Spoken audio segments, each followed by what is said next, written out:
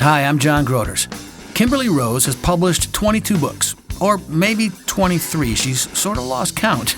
But that might be because when she dives into a story, she's all there. And you will be as well. Kimberly writes Christian romance, mystery, and suspense. And she's our guest today on No Shame. Have no shame.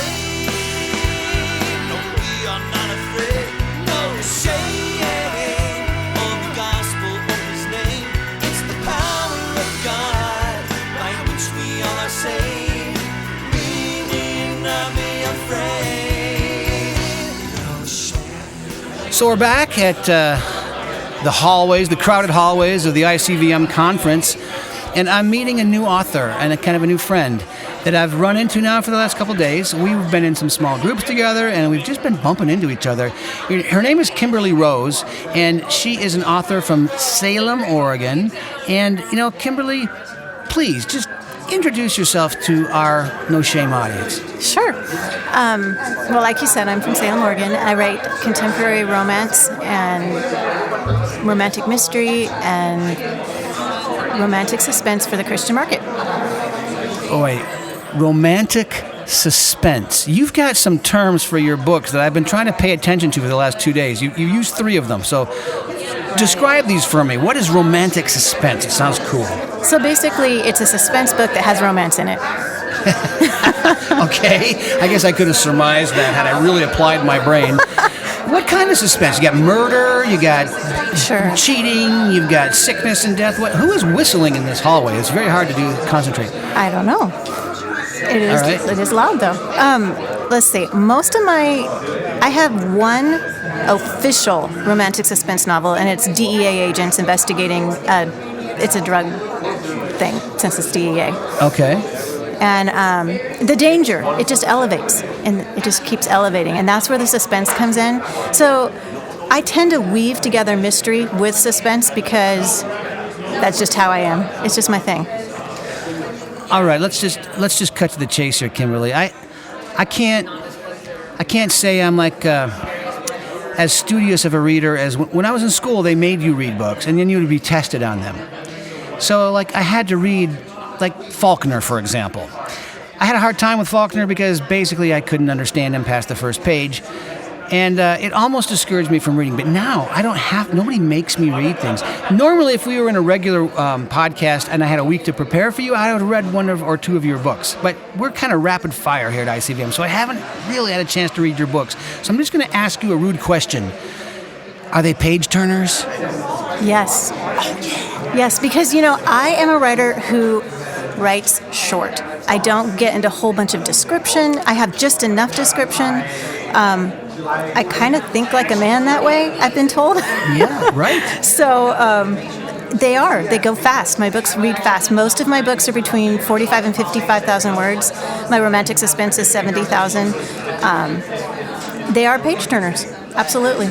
Well, I'm intrigued. I'm intrigued, and I do not want to sound sexist or chauvinist at all because that would be terrible, but I do gravitate to male authors. I don't know why, but I think partly I just like page turners. I mean, I'm just I read some good stuff, some history, some biographies, but I love the novels that I love. I love Daniel Silva, and I love John Grisham, and I love Lee Child. I mean, I know these are sort of maybe not the authors you mention if you're trying to be taken seriously, but man, I can't wait for the new books to come out from my favorite authors. And one of the reasons is they don't bore me.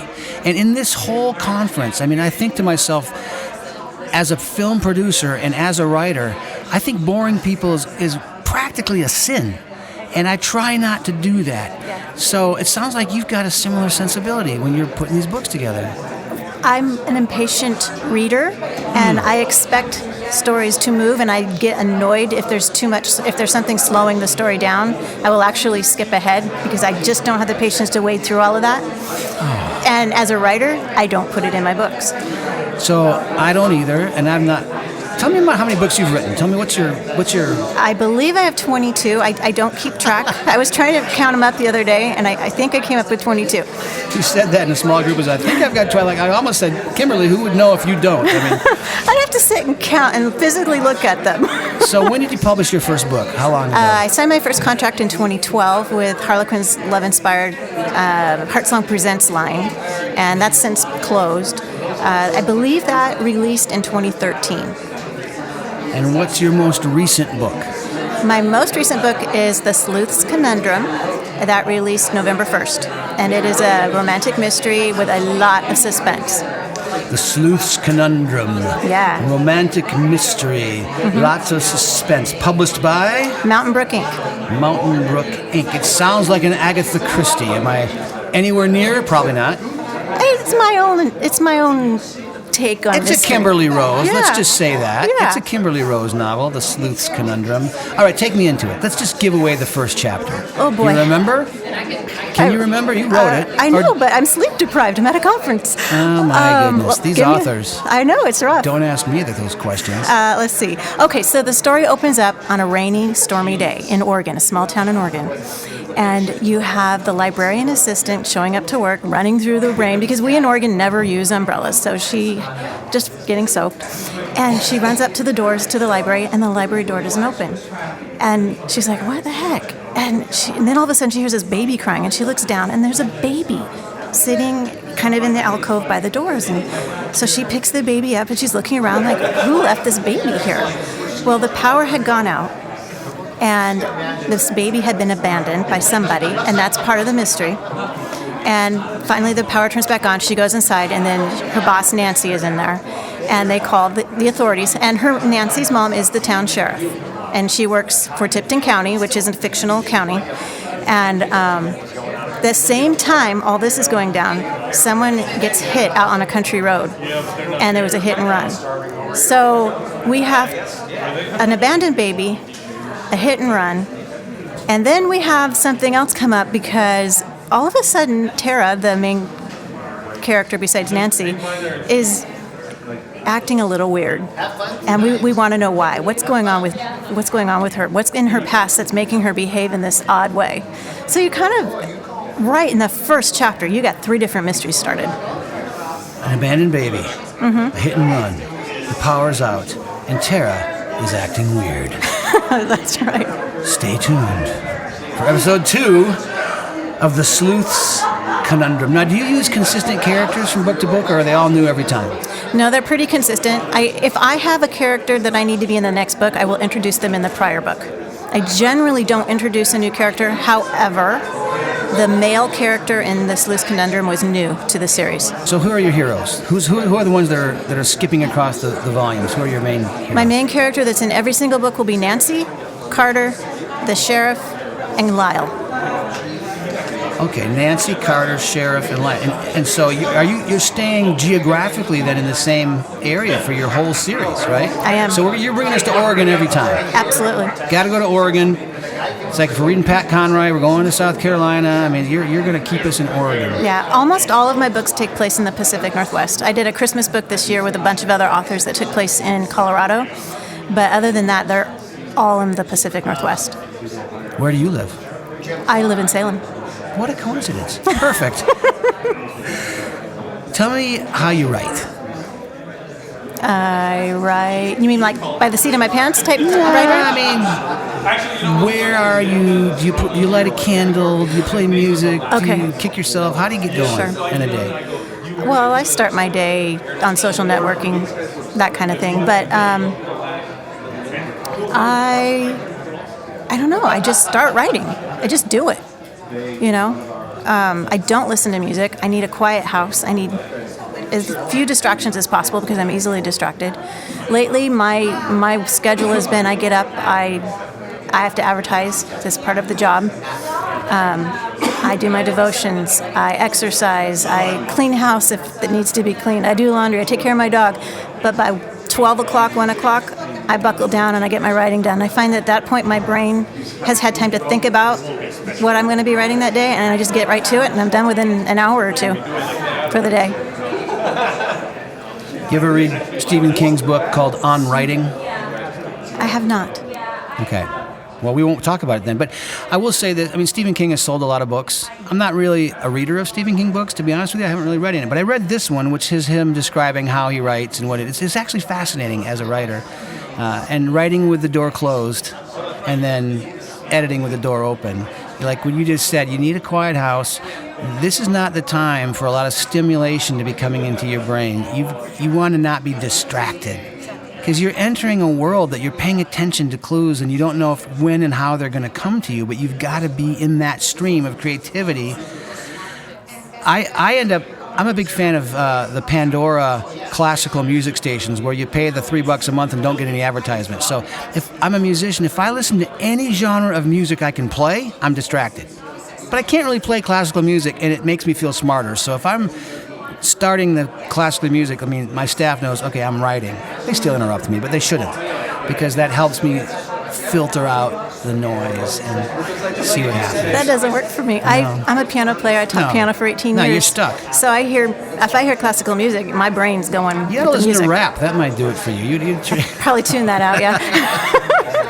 So, can you tell us where you are right now on what's on your laptop or whatever you're writing on? Are you beginning, middle, or end? I'm in the middle of the next book in the Sleuth series, the Librarian Sleuth series. How many are there? There's going to be 4 at least. My publisher's pushing for more. We'll see.